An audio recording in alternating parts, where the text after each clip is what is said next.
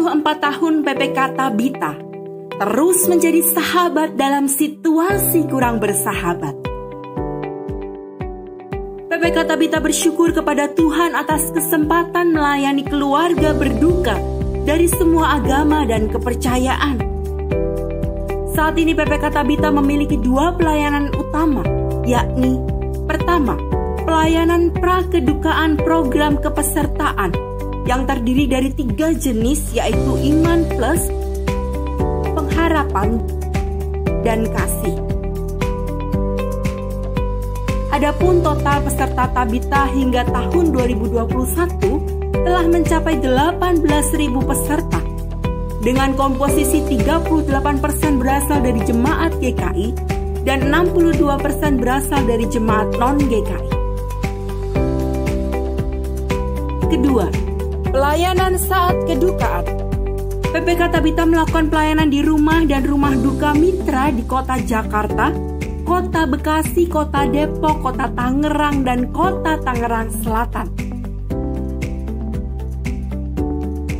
Tahun 2022, atas berkat dan anugerah Tuhan Yesus Kristus, PPK Tabita mulai mengelola rumah duka dan krematorium Tabita Ukrida yang berlokasi di Rumah Sakit Ukrida, Jakarta. Rumah duka dan krematorium Tabita Ukrida memberikan pelayanan satu atap dari pemulasaran jenazah sampai dengan pengabuan atau pemakaman jenazah. Pelayanan yang disediakan rumah duka dan krematorium Tabita Ukrida adalah formalin, memandikan dan merias jenazah, ruang pamer peti jenazah berbagai model, ruang duka yang dilengkapi ruang istirahat berstandar kamar hotel internasional,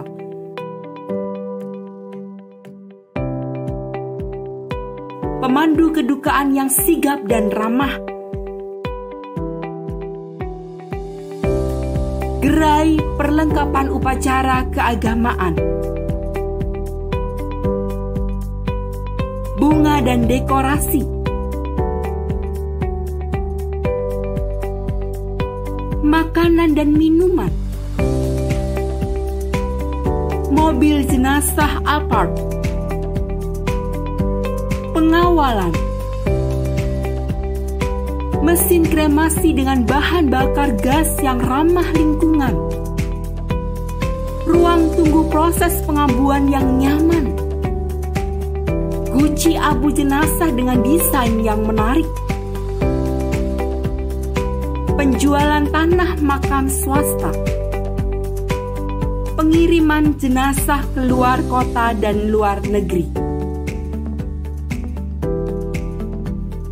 PPK Tabita menjadi sobat di kala duka bagi keluarga ekonomi lemah dengan menyediakan pelayanan diakonia bagi semua agama dan kepercayaan. Hubungi layanan 24 jam kami untuk informasi lebih lanjut di nomor berikut.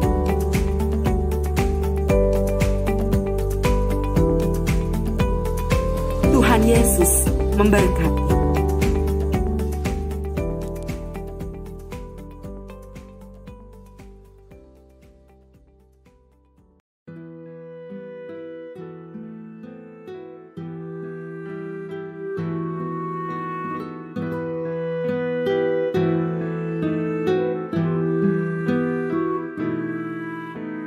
Namun Allah bukan bebaskan nyawaku dari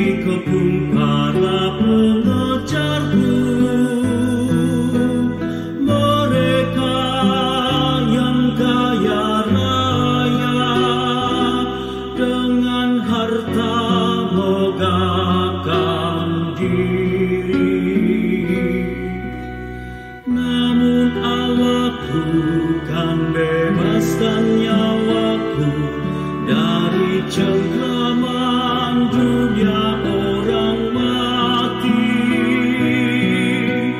karena Allahku kan menarik diriku agar ku hidup selama-lamanya. Sungguhlah akan dilihatnya baik orang dulu dan berhikmat mati. Kuburnya akan jadi rumahnya, hartanya untuk orang lain. Namun Allahku kan bebaskan nyawaku dari cengkraman dunia orang mati, karena Allahku kan menarik diriku agar ku hidup selama-lamanya.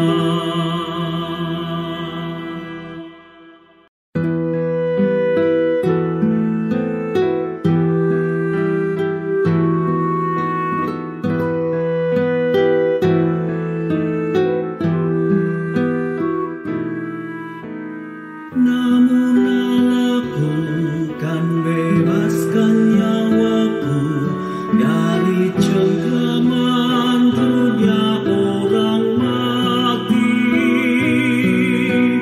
karena Allahku kan menarik diriku agar ku hidup selama-lamanya. Mengapa ku harus takut waktu aku dikepung para pengejarku? Mereka yang kaya raya dengan harta megahkan diri. Namun Allahku kan bebaskan nyawaku dari cengkraman dunia orang mati, karena Allahku kan menarik diriku agar ku hidup selama-lamanya. Sungguhlah akan dilihatnya.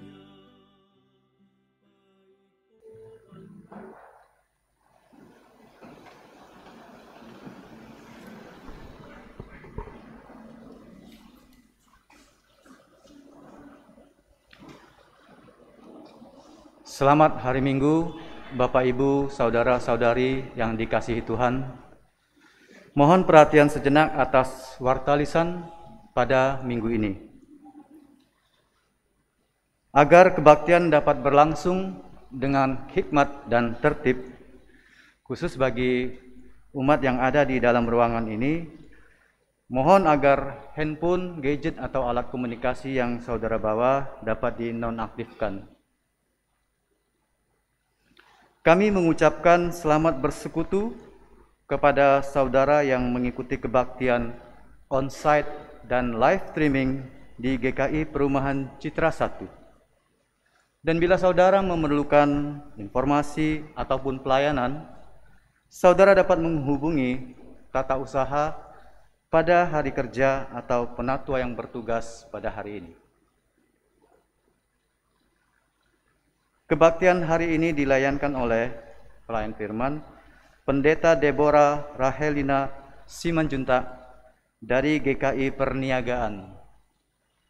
Liturgos oleh Penatua Stephen Kurniawan, Lektor 1 oleh Ibu Susana Albertina, pemusik Saudari Atalia dan Saudari Gladys, Kantoria Saudari Natania Wibowo dan Saudara Julio Cesar Saves. telah kembali ke rumah Bapa di sorga. Bapak Darjanto, ayah dari Ibu Esther Indrianti, Bapak Cahyono dan Ibu Indriani, wilayah 6. Pada hari Kamis, tanggal 28 Juli 2022, dalam usia 89 tahun. Dikremasikan pada hari Minggu, tanggal 31 Juli 2022, di Krematorium Grand Haven, Pluit. Warta selengkapnya dapat saudara baca pada Warta Jemaat Online hari ini.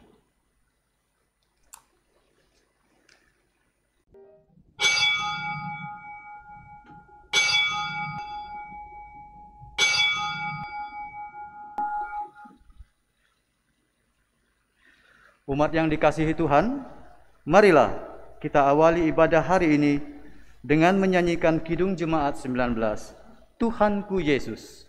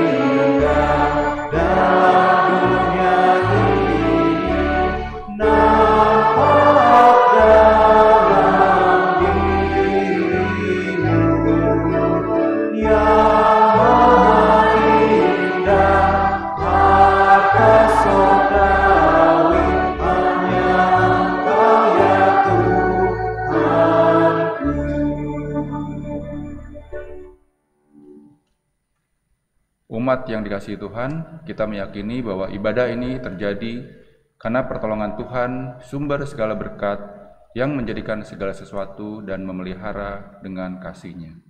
Pujilah Tuhan yang kasih setianya kekal untuk selama-lamanya. Salam sejahtera bagi saudara-saudara yang datang dalam nama Tuhan. Tuhan beserta saudara. Dan beserta saudara juga.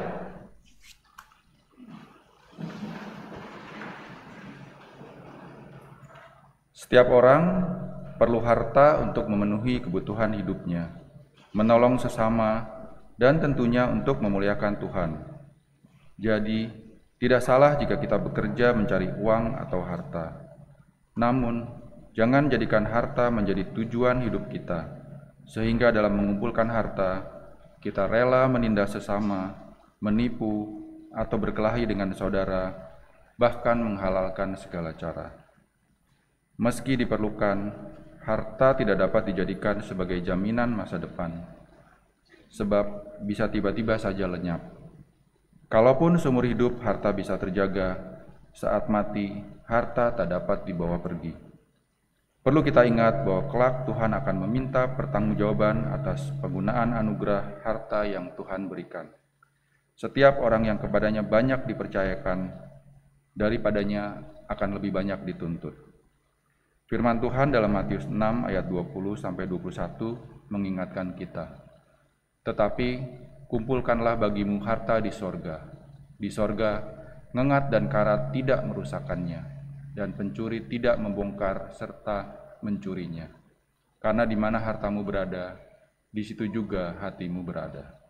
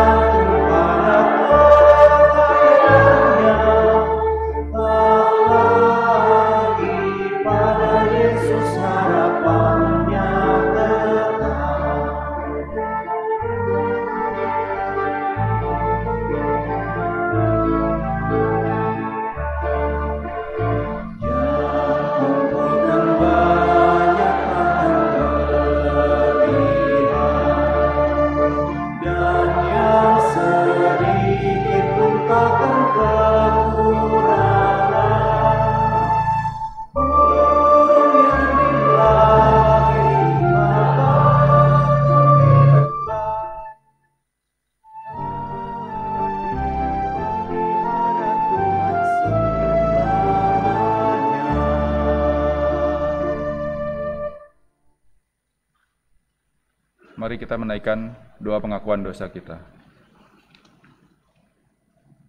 Bapa yang penuh kasih, saat ini kami datang menghadap kehadirat-Mu ya Allah, dengan segala kerendahan hati kami. Kami mau mengakui segala dosa dan pelanggaran kami, baik dalam bentuk pikiran, perkataan, maupun perbuatan yang disengaja maupun yang tidak disengaja ya Tuhan. Ya Tuhan, acap kali kami lebih banyak mengikuti nafsu duniawi kami lebih terfokus pada bagaimana kami mencari harta, mencari kenikmatan duniawi ya Tuhan, sehingga hidup kami semakin jauh dari Engkau. Ya Bapa yang baik, kami umat berdosa ini mohon belas kasihan-Mu. Berikanlah kepada kami ya Tuhan pengampunan atas segala dosa dan kesalahan kami. Ajar kami ya Tuhan untuk mau bertekun, dan kami dimampukan untuk dapat menjalani kehidupan kami seturut dengan kehendak-Mu ya Tuhan. Kami alaskan ya Tuhan doa pengakuan dosa ini hanya di dalam nama Tuhan kami Yesus Kristus, Sang Juru Selamat yang hidup. Amin.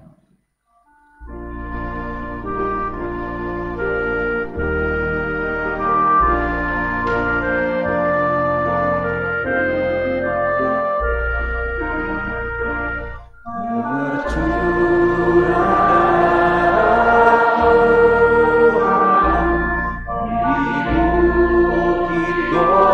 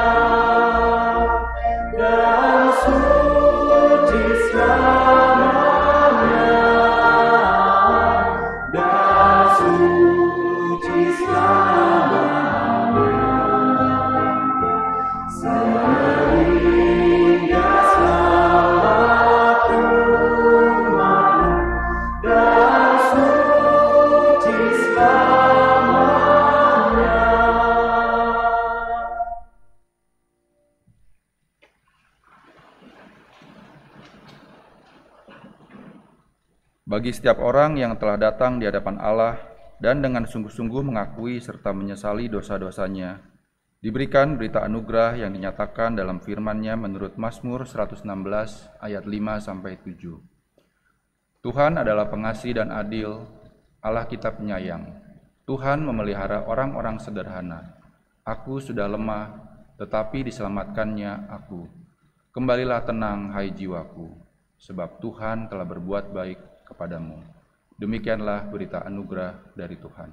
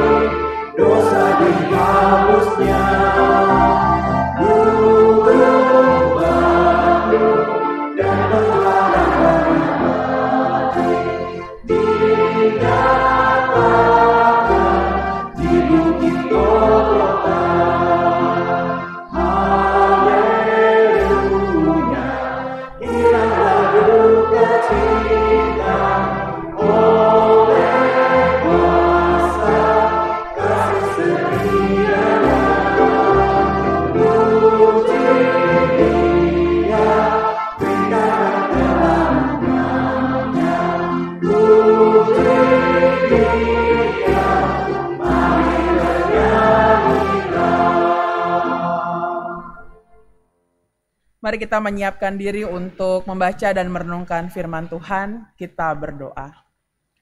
Kami hendak memuji Engkau dalam hidup kami. Oleh karena itu kami butuh untuk senantiasa mengenal apa yang Tuhan mau kami kerjakan. Supaya pujian itu bukan hanya keluar dari mulut dalam nyanyian kami, tapi sungguh keluar dari hati yang juga menghasilkan buah yang nyata dalam hidup yang kami jalani. Dan dalam kesadaran bahwa kami ini butuh untuk terus Tuhan ingatkan seringkali tentang bagaimana kami harus menjalani hidup sebagai pengikut Tuhan. Kami mohon agar Tuhan boleh mampukan kami saat ini. Ketika kami akan membaca firman Tuhan yang tertulis, yang Kau anugerahkan sebagai pedoman dalam hidup.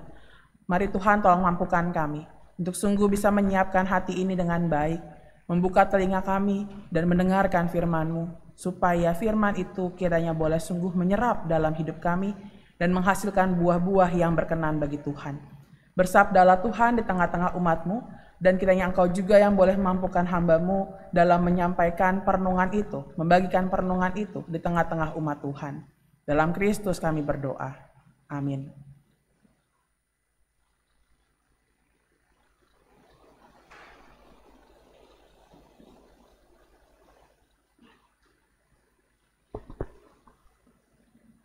Bacaan pertama dari Pengkhotbah 1 ayat 1 sampai 14.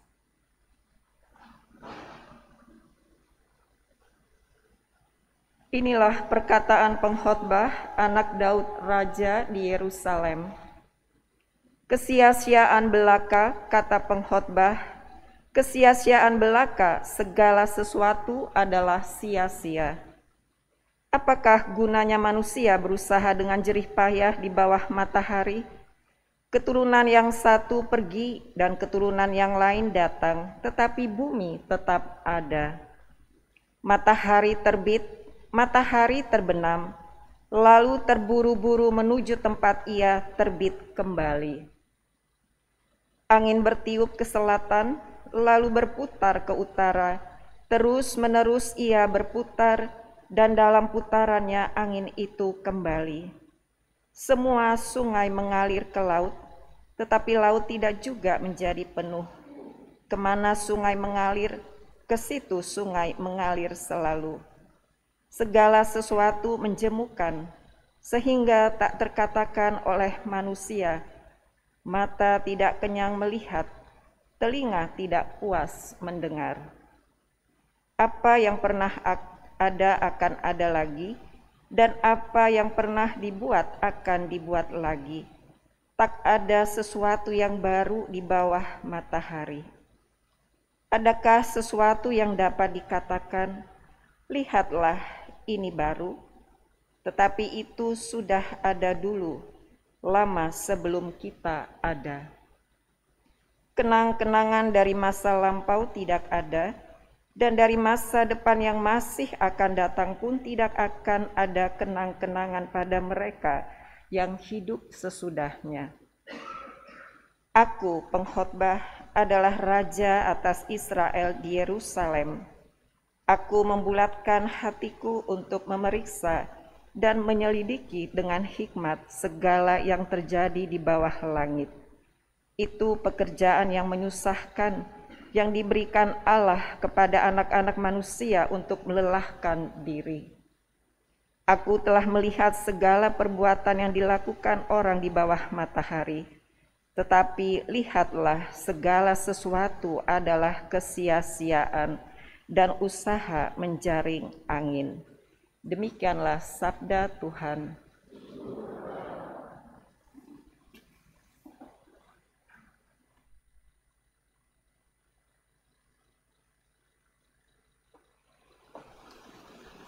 Marilah kita menanggapi bacaan pertama tadi dengan menyanyikan Mazmur 49 ayat 1 sampai dengan 12.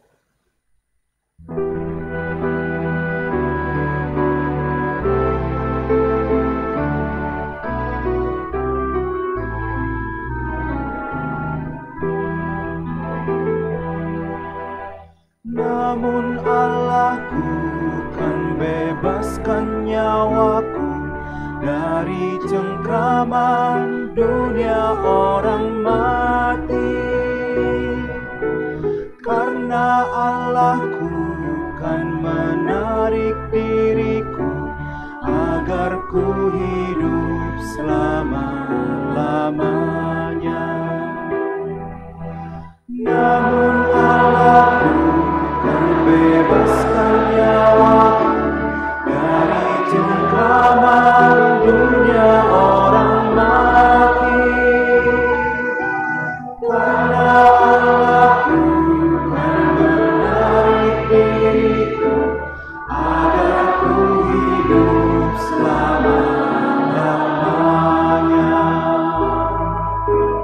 Dengarlah, hai semua bangsa, hai penduduk bumi, pasanglah telingamu. Yang hina maupun yang mulia, baik yang miskin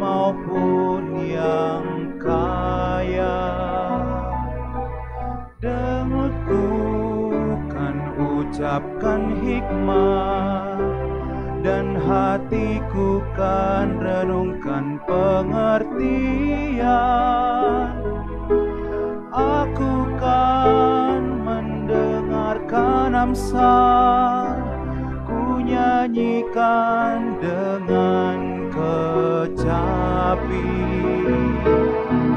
Namun Allahku kan bebaskan nyawaku dari cengkraman dunia orang mati. Karena Allahku kan menarik diriku agar ku hidup selama-lamanya. Mengapa ku harus takut waktu aku dikepung para pengejarku? Mereka yang kaya raya dengan harta megahkan diri. Tiada yang dapat memberikan tebusan pada Allah pengganti nyawanya, karena terlalu mahal harga untuk tebus nyawanya. Namun Allahku kan bebaskan nyawaku dari cengkraman dunia orang mati. Karena Allahku kan menarik diriku agar ku hidup selama-lamanya. Sungguhlah akan dilihatnya baik orang dungu dan berhikmat mati. Kuburnya akan jadi rumahnya, hartanya untuk orang lain. Manusia dengan gemilangnya menganggap ladang-ladangnya milik mereka. Akhirnya tak dapat bertahan, bagai hewan dibinasakan. Namun Allahku kan bebaskan nyawaku dari cengkraman dunia orang mati.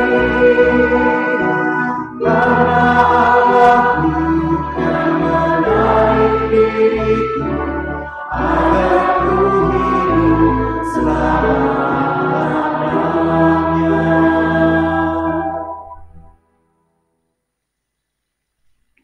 Bacaan kedua diambil dari Kolose 3 ayat 1 sampai dengan 11. Karena itu, kalau kamu dibangkitkan bersama dengan Kristus, carilah perkara yang di atas, di mana Kristus ada, duduk di sebelah kanan Allah. Pikirkanlah perkara yang di atas, bukan yang di bumi. Sebab kamu telah mati, dan hidupmu tersembunyi bersama dengan Kristus di dalam Allah. Apabila Kristus yang adalah hidup kita menyatakan diri kelak, kamu pun akan menyatakan diri bersama dengan Dia dalam kemuliaan.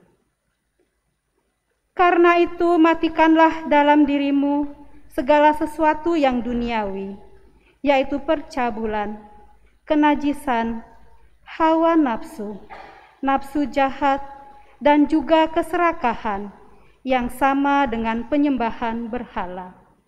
Semuanya itu mendatangkan murka Allah atas orang-orang durhaka. Dahulu kamu juga melakukan hal-hal itu ketika kamu hidup di dalamnya. Tetapi sekarang buanglah semuanya ini, yaitu marah, geram, kejahatan, fitnah, dan kata-kata kotor yang keluar dari mulutmu. Jangan lagi kamu saling mendustai, karena kamu telah menanggalkan manusia lama serta kelakuannya, dan telah mengenakan manusia baru yang terus-menerus diperbaharui untuk memperoleh pengetahuan yang benar menurut gambar Khaliknya. Dalam hal ini tiada lagi orang Yunani atau orang Yahudi, orang bersunat atau orang tak bersunat, orang barbar atau orang Skit, budak atau orang merdeka. Tetapi Kristus adalah semua dan di dalam segala sesuatu. Demikianlah sabda Tuhan. Bacaan Injil diambil dari Injil Tuhan kita Yesus Kristus menurut Lukas pasal 12 ayat 13 sampai 21.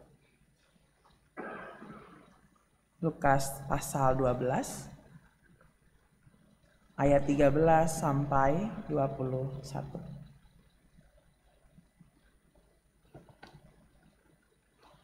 Seorang dari orang banyak itu berkata kepada Yesus, "Guru, katakanlah kepada saudaraku supaya ia berbagi warisan dengan aku." Tetapi Yesus berkata kepadanya, "Saudara, siapakah yang telah mengangkat aku menjadi hakim atau pengantara atas kamu?" Katanya lagi kepada mereka, "Berjaga-jagalah dan waspadalah terhadap segala ketamakan. Sebab walaupun seorang berlimpah-limpah hartanya, hidupnya tidaklah bergantung daripada kekayaannya itu." Kemudian ia mengatakan kepada mereka suatu perumpamaan. Katanya, "Ada seorang kaya, tanahnya berlimpah-limpah hasilnya. Ia bertanya dalam hatinya, 'Apakah yang harus aku perbuat? Sebab aku tidak mempunyai tempat di mana aku dapat menyimpan hasil tanahku.' Lalu katanya, 'Inilah yang akan aku perbuat. Aku akan merombak lumbung-lumbungku dan aku akan mendirikan yang lebih besar. Dan aku akan menyimpan di dalamnya segala gandum dan barang-barangku.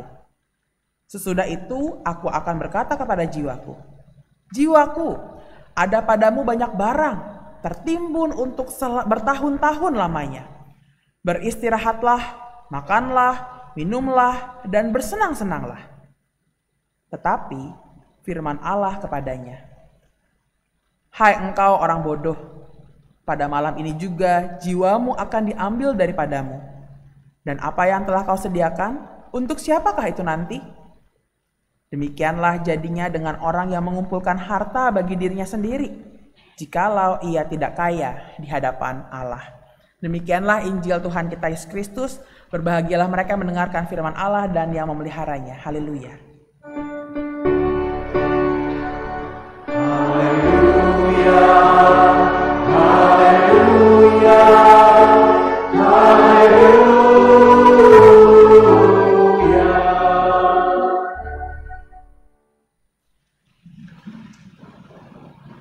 Selamat hari Minggu saudara-saudari yang dikasihi Tuhan Yesus Kristus.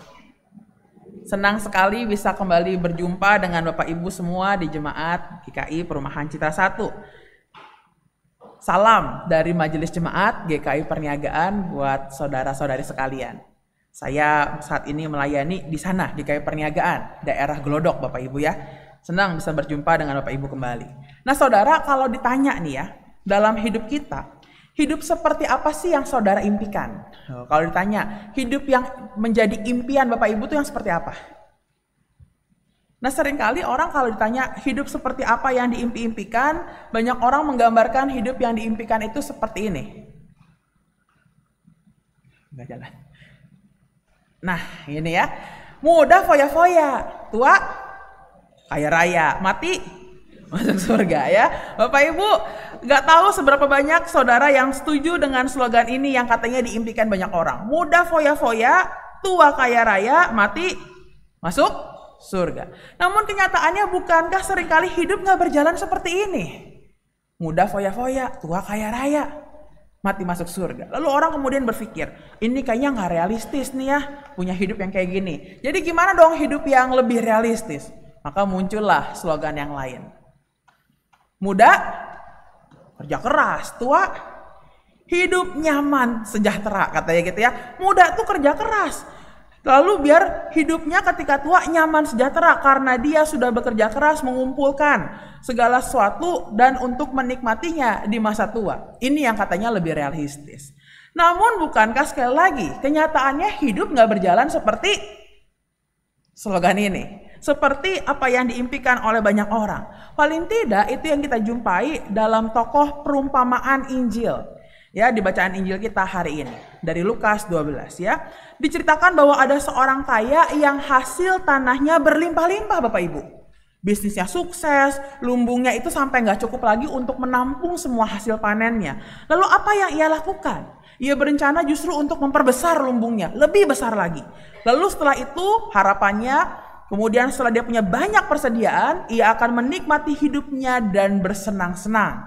Ya, ini hidup yang diimpikan oleh orang kaya dalam bacaan kita. Kenapa akhirnya perumpamaan ini muncul? Tentu nggak terlepas dari ayat 13. Coba perhatikan Bapak Ibu ayat 13 di bacaan Injil kita.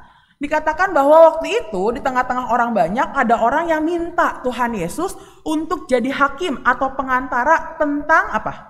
Perkaranya apa di situ? Warisan. Ini satu hal yang seringkali membuat akhirnya banyak keluarga juga yang pecah gara-gara ngomongin warisan. Orang itu minta Tuhan Yesus jadi hakim, jadi pengantara antara dia dengan saudaranya. Hal ini adalah hal yang lumrah terjadi. Jadi kalau waktu itu untuk orang-orang Yahudi, kalau ada yang lagi ribut-ribut nih masalah sesuatu, dipanggillah guru, dipanggillah rabi, bantu untuk memutuskan, mengambil keputusan terhadap persoalan itu. Namun yang menarik, Tuhan Yesus mau nggak? Mau nggak? Gak mau. Coba perhatiin.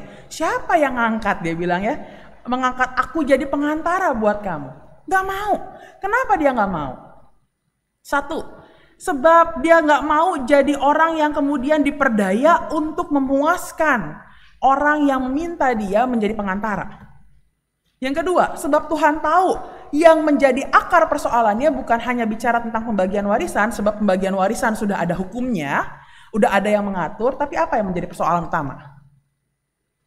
Yaitu tentang apa Bapak Ibu? Ketamakan. Persoalan utamanya adalah tentang ketamakan dan itu ditangkap oleh Tuhan Yesus. Maka dia memakai waktu itu, memakai kesempatan itu untuk menjelaskan tentang bahaya ketamakan. Apa yang ia ajarkan kepada para murid dan kepada kita? Mari kita perhatikan di ayatnya yang ke-17. Coba Bapak Ibu perhatiin dari bacaan kita Lukas 13 tadi ayat yang 17 dan 18. Bukankah di situ subjeknya hanya satu? Yaitu siapa? Siapa Bapak Ibu dalam ayat itu? Cuma aku, ya. Lalu katanya, inilah yang akan aku perbuat. Aku akan merombak lumbung-lumbungku. Aku akan mendirikan yang lebih besar lagi. Aku akan menyimpan barang di dalamnya. Sesudah itu ayat 19, aku akan berkata kepada jiwaku, jiwaku ada banyak barang. Sekarang waktunya makan, minum, dan bersenang-senang. Dalam kalimat itu yang muncul hanya ada kata aku. Bapak Ibu Saudara, inilah bahaya ketamakan yang Tuhan Yesus ingatkan untuk berjaga-jaga dan waspadalah. Yang menarik kata yang dipakai berjaga-jaga dan waspada itu, ini pernah muncul juga dalam konteks ketika seperti domba yang dilihat oleh serigala, yang bisa datang kapan saja. Bahwa yang mau diingatkan, ketamakan itu bisa menghinggapi siapapun dan kapanpun. Bukan hanya bicara tentang orang yang kaya, tapi juga orang yang tidak kaya. Bisa kena yang namanya penyakit ketamakan. Maka dia katakan, waspada terhadap ketamakan sebab ini akan muncul dan bisa menjangkiti siapapun. Dan ketamakan itu membuat orang hanya melihat dan memikirkan dirinya sendiri. Tadi subjeknya siapa dalam bacaan tadi? Cuma satu. Aku dan aku sehingga gak ada ruang untuk orang lain. Cuma aku. Aku ingin mendapat, mempertahankan, mengumpulkan sebanyak mungkin bagiku dengan berbagai cara untuk kepentinganku sendiri. Maka didefinisikan ketamakan itu adalah keinginan yang berlebih dan mengarah pada diri sendiri untuk memiliki sesuatu lebih daripada yang dibutuhkan. Berlebih, mengarah pada diri, sesuatu yang lebih lagi dari yang dibutuhkan. Orang yang tamak tidak lagi bisa membedakan mana yang dia butuh dan mana yang hanya sekedar ingin. Sebab yang dia mau adalah kumpulkan sebanyak mungkin, menyimpan lebih banyak lagi buat dirinya sendiri. Ini loh yang jadi permasalahan orang kaya ini. Masalahnya bukan karena panennya banyak, tetapi keinginannya untuk menyimpan lebih banyak bagi dirinya sendiri yang membuat dia membutuhkan lumbung yang lebih besar lagi. Nah, melalui perumpamaan ini, Bapak Ibu Saudara, Yesus nggak lagi bilang, nggak boleh nabung, nggak boleh nyimpen, nggak boleh punya deposito. Bukan itu. Bukan itu yang Tuhan Yesus ajarkan. Tapi dia mau mengingatkan bahwa lihatlah, dalam ketamakannya orang kaya itu tidak lagi memiliki ruang buat samanya. Dalam kamusnya tidak lagi ada ruang untuk mereka yang membutuhkan. Karena ketamakan selalu melenyapkan belas kasihan. Gak ada ruang, gak ada belas kasihan. Karena yang ada hanya aku. Saudara pernah pegang teko dong ya? Pasti pernah ya? Apa sih ceret ya? Ada yang bilang ceret atau teko gitu ya. Nah itu kan ada bagian yang moncongnya ya. Saya bilangnya moncong aja Bapak Ibu ya. Nah bagaimana caranya supaya air dalam teko itu bisa mengalir keluar? Maka kita harus arahin moncongnya kemana? Ke dalam apa keluar? Ya keluar lah. Berarti arahnya kemana? Ke saya atau ke orang lain? Ke orang lain. Apa yang mau saya katakan dengan teko tadi? Bahwa orang tuh ya, kalau diibaratkan ketamakan itu seperti orang yang selalu pegang teko. Arahnya hanya ke saya. Arahnya dikekepin ke saya. Sebab fokusnya adalah saya. Pegang ke saya. Kalau anak kecil, kita bilang nih ya, yuk kamu bagi dong sama dia mainannya atau makanannya. Gerak tubuhnya gimana Bapak Ibu? Kalau dia nggak mau. Kan gitu ya, refleks tuh. Langsung gitu ya. Lihatin aja kalau anak kecil diajak untuk berbagi. Langsung dipegang gitu ya. Arahnya ke saya. Masih memeluk untuk diri saya sendiri. Arahnya ke dalam. Nah orang yang tamak, karena semuanya hanya bagi dia, ke arah dia, maka nggak akan pernah bisa buat dia untuk berbagi. Karena tadi tuh, moncongnya ke arah kita terus. Bisa keluar nggak airnya? Kalau moncongnya ke sini terus? Nggak bisa. Moncongnya itu harus terarah ke orang lain supaya airnya keluar. Supaya dia bisa berbagi, mengarahkan apa yang dia punya untuk orang lain. Selama dia hanya mikirin dirinya sendiri, maka tidak akan pernah ada sesuatu yang mengalir buat orang lain. Hanya akan mengalir kalau kita membuat ruang dalam diri kita untuk sesama. Bagaimana akhir kisah orang kaya ini? Saudara, dia pikirkan dengan membuat lumbung yang besar, dia punya banyak persediaan, dia bisa kemudian untuk menikmati dan bersenang-senang dengan semua harta miliknya. Dia pikir hartanya itu membuat hidupnya aman dan dia bisa pegang kendali atas segalanya. Orang seperti ini disebut apa dalam bacaan kita? Orang yang berpikir dengan banyaknya harta hidupnya aman, dia bisa pegang kendali atas hidupnya. Orang seperti ini dikatakan apa Bapak Ibu? Bodoh. Orang yang bodoh dan dikatakan nggak kaya di hadapan Allah. Kenapa? Ia memiliki pemahaman yang salah dengan semua harta miliknya. Maka dibilang bodoh.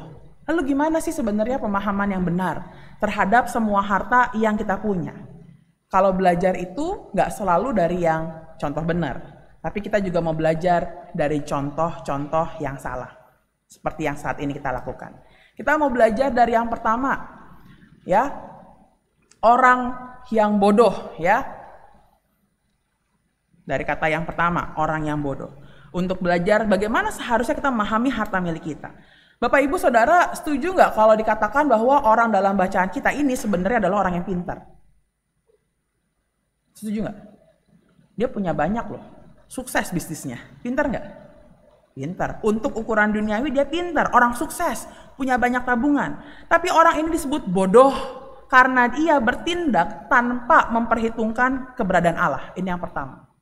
Ketika seorang bertindak tanpa memperhitungkan keberadaan Allah dikatakan bodoh. Dia bergantung dan merasa bahwa dengan hartanya yang berlimpah sekali lagi maka hidupnya aman dan baik-baik saja. Ia merencanakan segala sesuatu tanpa mengingat penciptanya yang memungkinkan segalanya. Dia lupa bahwa banyaknya harta tidak membuatnya berkuasa atas hidupnya.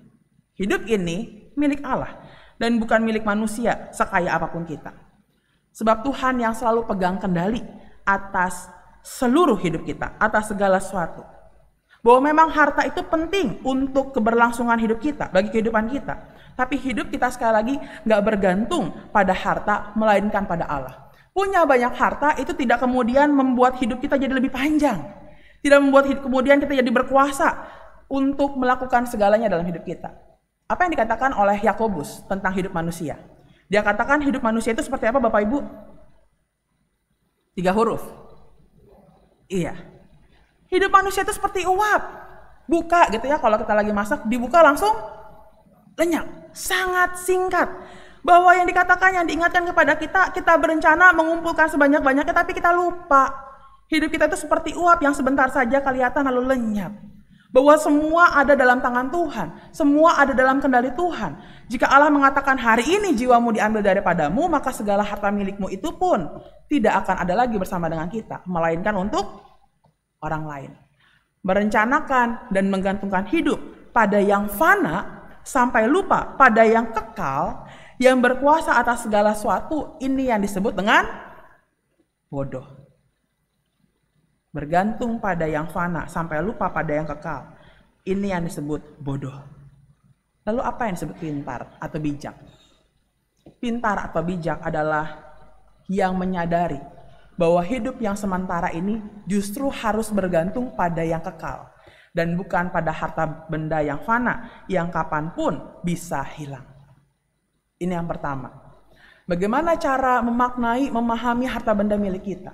Yang pertama, jangan jadikan itu sebagai justru pegangan hidup kita, sebagai tujuan hidup, sebagai sesuatu yang membuat kita merasa kalau kita punya itu maka kita nggak butuh yang lain. Jadi salah, jadi bodoh. Itu yang pertama. Dan yang kedua, saudara di sini kalau ditanya sukanya baca kitab apa? Bapak Ibu saudara suka baca kitab apa? Kitab yang Bapak Ibu suka di dalam Alkitab. Suka apa? Ya? Mazmur, ada lagi? Kitab kesukaan, Amsal, apa lagi? Kalau ditanya tuh kebanyakan orang bilangnya tuh Mazmur, Amsal, kalau nggak Injil. Tapi rasanya sangat jarang orang yang suka membaca kitab Pengkhotbah. Wahyu iya mungkin karena serem-serem gitu ya. Pengkhotbah juga jarang. Kenapa? Coba Bapak Ibu perhatiin tadi yang kita baca. Baru awal mula aja tadi Bu Susan bacain ngapain Bu? Segala sesuatu adalah, bayangin, baru baca aja udah dibilang segala sesuatu sia-sia. Jarang ada yang mau baca. Ini kitab yang dianggap ngejelimet dan dari awal udah bilang segala sesuatu sia-sia. Jangan-jangan kalau nanti saya baca maka jadi sia-sia juga gitu ya. Nggak gitu Bapak Ibu ya. Buat saya, kitab Pengkhotbah ini kitab yang luar biasa justru. Dia itu memberi kunci. Gimana caranya supaya hidup itu justru nggak sia-sia. Dengan cara yang dibalik. Coba perhatiin bacaan kita. Dikatakan apa sih yang sia-sia? Yang disebut dengan sia-sia apa? Segala sesuatu yang ada di bawah matahari. Coba perhatiin Pengkhotbah 1. Segala sesuatu yang sia-sia adalah segala sesuatu yang ada di bawah matahari. Itu kan yang dikatakan sia-sia. Jadi apa kuncinya supaya hidup nggak sia-sia? Kuncinya adalah dengan melihat dan mengkaitkan segala sesuatu yang di bawah matahari dengan apa yang ada di atas matahari, yaitu dengan siapa? Yang ada di atas matahari? Dengan Allah sendiri. Bahwa segala sesuatu yang di bawah matahari, nangkap nggak Bapak Ibu? Adalah segala sesuatu sia-sia. Tapi ketika kita mengkaitkan apa yang di bawah matahari dengan apa yang di atas matahari, maka menjadi tidak sia-sia lagi, melainkan punya nilai yang kekal. Maka yang kedua, kita bicara tentang tidak kaya di hadapan Allah. Orang kaya itu nggak kaya di hadapan Allah karena dia melihat semua harta miliknya lepas kaitannya dengan Allah. Itu sebabnya dia hanya mikirin keinginannya sendiri. Ya, untuk mengumpulkan harta sebanyak mungkin dan menghabiskannya buat dirinya sendiri, bersenang-senang. Pertanyaannya, sebenarnya boleh nggak sih kita bersenang-senang dan menikmati apa yang kita punya? Boleh. Tuhan mau kita menikmati kok hidup kita. Tapi persoalannya adalah bagaimana kemudian kuncinya menikmati hidup itu dengan cara yang tepat, dengan kacamata yang tepat, dengan porsi yang tepat. Gimana caranya? Ingatlah bahwa segala sesuatu yang kita punya itu adalah pertama-tama milik Allah. Kalau kita punya itu karena Dia yang mempercayakannya. Ini adalah pemberian Allah. Sehingga yang ketiga, kelolalah dengan melibatkan sang pemilik, yaitu Allah sendiri. Sadari bahwa ini adalah milik Allah, pemberian Allah. Dan libatkanlah sang pemilik ketika kita mengelolanya, ketika kita menggunakannya. Artinya apa?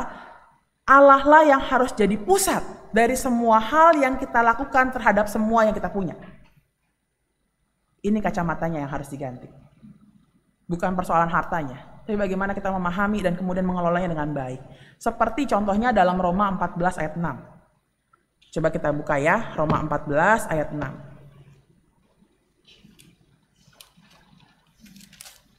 Saya bacain. Roma 14 ayat 6. Siapa yang berpegang pada suatu hari tertentu, ia melakukannya untuk Tuhan. Dan ini dia. Siapa makan, ia melakukannya untuk Tuhan. Sebab ia mengucap syukur kepada Allah.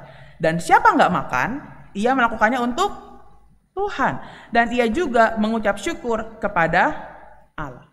Bahwa persoalan makan aja kita melakukannya untuk Tuhan. Nggak makan juga persoalannya kita melakukannya untuk Tuhan. Maka ketika kita mengelola semua apa yang kita miliki karena Tuhan yang mempercayakan, kelolalah itu untuk Tuhan. Bagi rencana dan kemuliaannya.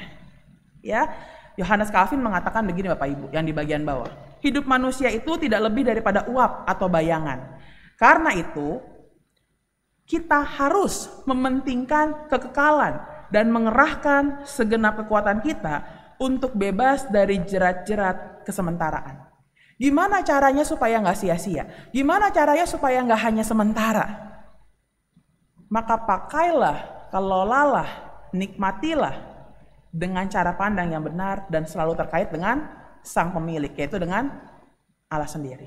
Apa yang Ia rencanakan, apa yang Dia harapkan, apa yang Dia kehendaki untuk kita perbuat dengan apa yang kita punya.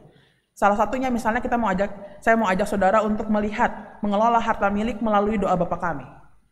Bunyinya apa Bapak Ibu? Berikanlah kami pada hari ini makanan kami yang secukupnya atau sebanyak-banyaknya. Doanya doa Bapa kami atau doa Bapa saya?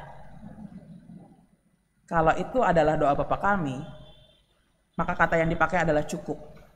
Artinya nggak kurang, nggak lebih, cukup. Cukup buat kami dan bukan hanya buat saya. Supaya apa? Cukup buat semua. Ini yang disebut memiliki harta di sorga yang nggak ada habis-habisnya. Ketika dikelola, dipakai dengan memikirkan perkara-perkara yang di atas. Apa yang Tuhan kehendaki, apa yang Tuhan rencanakan. Dan bukan hanya memikirkan hal-hal yang di bumi. Hidup yang bukan hanya untuk saat ini, tapi hidup yang kekal karena selalu dijalin dengan Allah sendiri. Hidup dan mengelola semua yang dipercayakan Allah dengan selalu punya ruang untuk memikirkan apa yang dibutuhkan sama, supaya semua cukup. Itu kan doanya, bukan hanya saya yang cukup dan yang lain kurang. Inilah bagaimana kita memahami harta milik yang Tuhan karuniakan kepada kita. Suatu kali seorang pernah berkata begini Bapak Ibu. Kekayaan yang dimiliki, yang jatuh ke tangan orang berhikmat, orang bijak, maka akan menjadi berkat. Tapi kekayaan yang jatuh ke tangan orang yang bodoh, justru akan menjadi kutuk dan batu sandungan.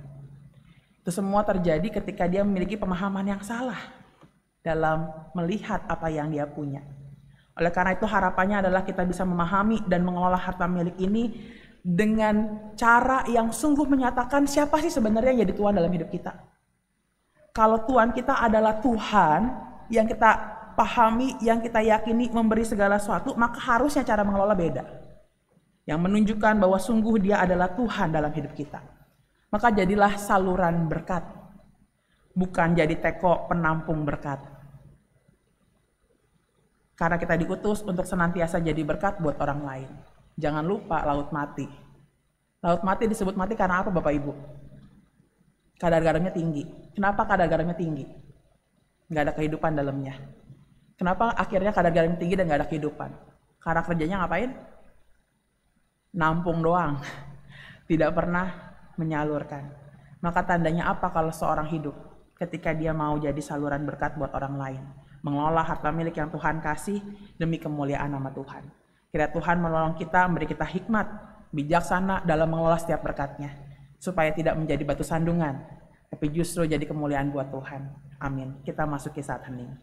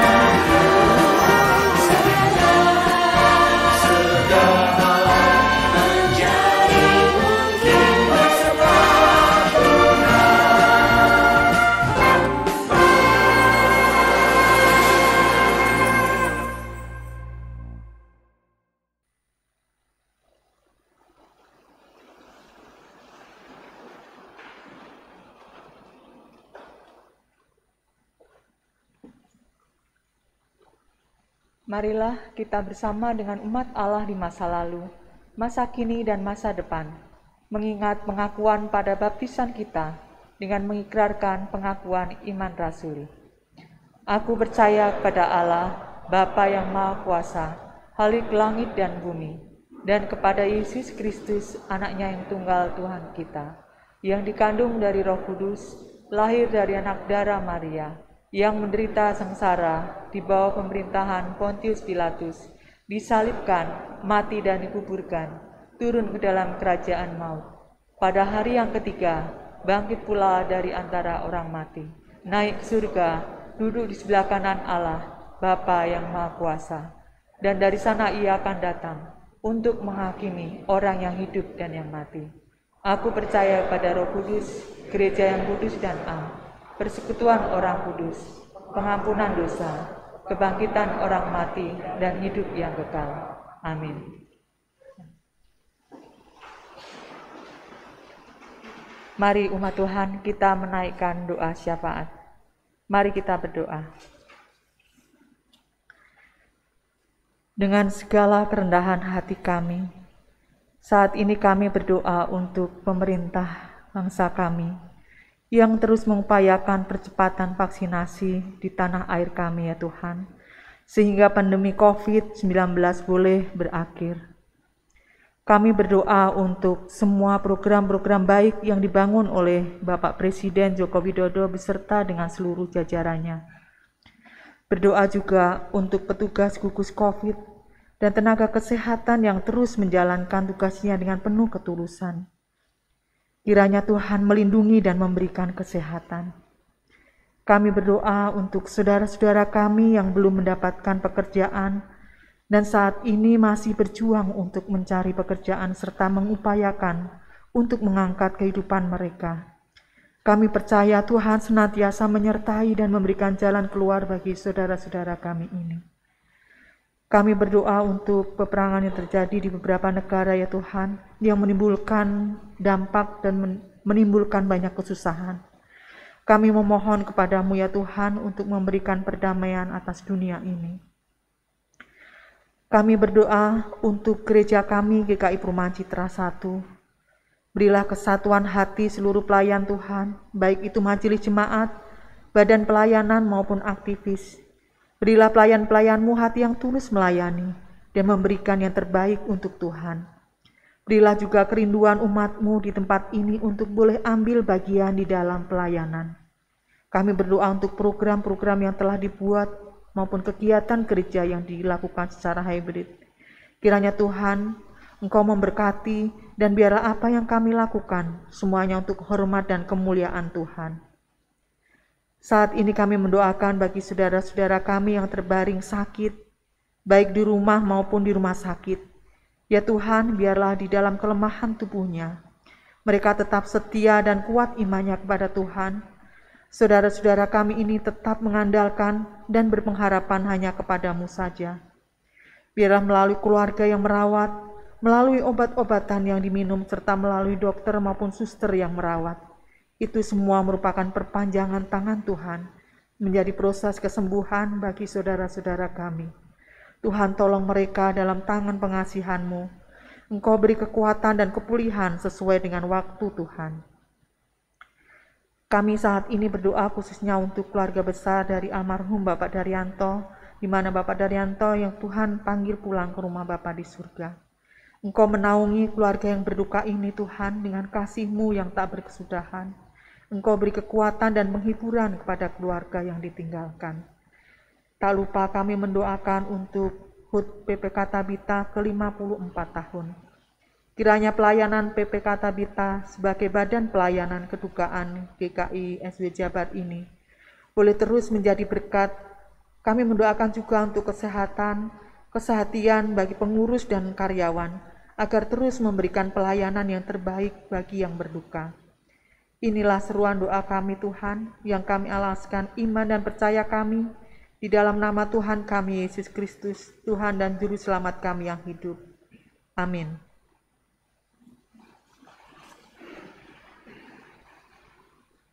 Marilah kita mewujudkan rasa syukur kita dengan memberikan persembahan. Firman Tuhan dalam Amsal 3 ayat 9-10 menyatakan, "Muliakanlah Tuhan dengan hartamu dan dengan hasil pertama dari segala penghasilanmu, maka lumbung-lumbungmu akan diisi penuh sampai melimpah-limpah, dan bejana pemerahanmu akan meluap dengan air buah anggurnya." Persembahan dapat saudara transfer ke rekening GKI Jabar Citra Garden 1, atau saudara dapat memasukkannya ke kotak persembahan yang telah tersedia di pintu masuk gedung gereja. Mari kita memberikan persembahan yang terbaik untuk Tuhan.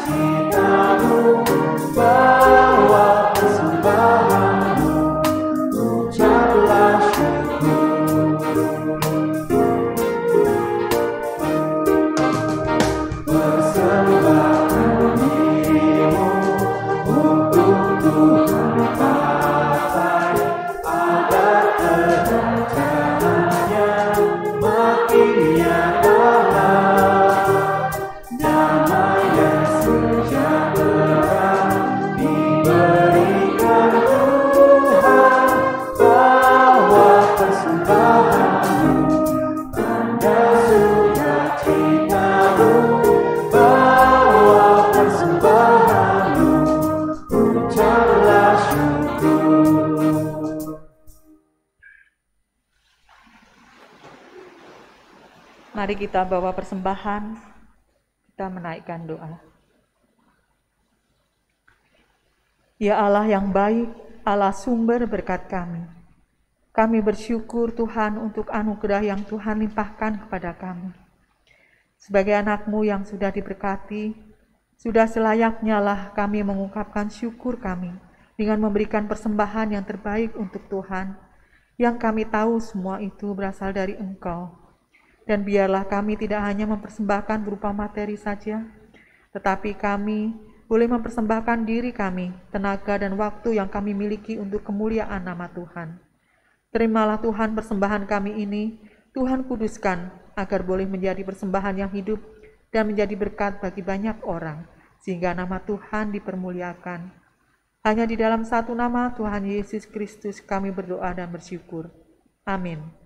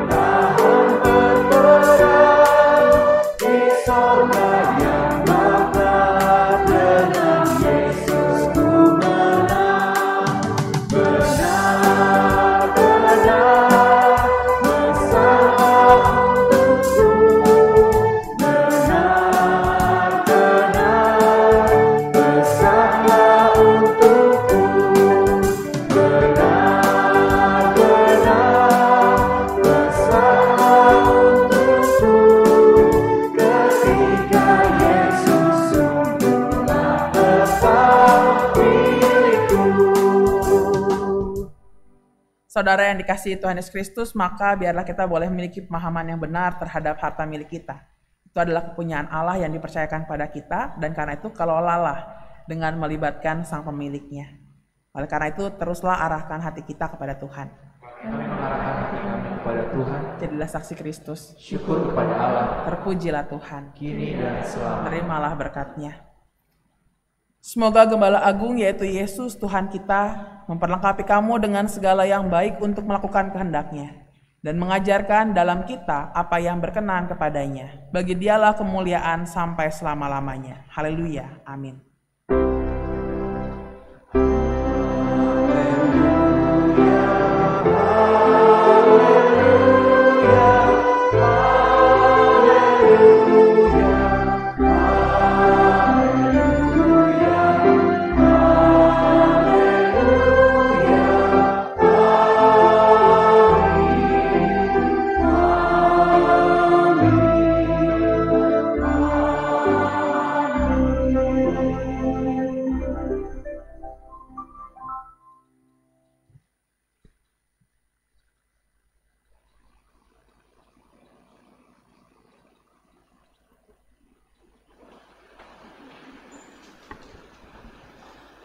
Kita memasuki saat teduh.